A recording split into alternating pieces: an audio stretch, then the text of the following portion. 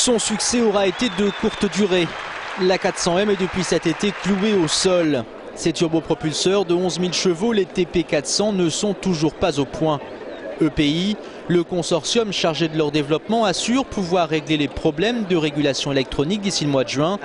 Mais pour que l'A400M puisse voler, ces nouveaux moteurs doivent être testés au préalable sur un avion déjà en service. Pour l'A400M, il s'agit du C-130. Et là encore, ça coince. Là, c'est un problème dans le problème. Il est visiblement extrêmement difficile d'installer ce moteur de test sur le quadrimoteur en question, précisément parce qu'il est hyper puissant, qu'il est très grand. Il a des hélices de plus de 5 mètres de diamètre. Sauf contre-ordre de dernière minute, l'essai du nouveau moteur est normalement prévu le 19 décembre. Le premier vol de l'A400M n'est lui plus programmé officiellement par Airbus.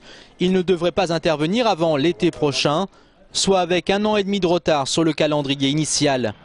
Le risque que les 9 nations clientes réclament des dédommagements. Certaines armées de l'air, et ça pourrait être le cas de l'armée de l'air française, risquent de se trouver en sous-capacité de transport et à ce moment-là dans l'obligation de trouver des solutions de rechange, c'est-à-dire des locations d'avions ailleurs, qui coûtent évidemment très cher. L'armée de l'air française, première nation à bénéficier de l'A400M, devrait recevoir ses premiers exemplaires en 2011. 6 ans après son lancement, le plus important programme industriel militaire jamais mené en coopération européenne a décidément bien du mal à décoller.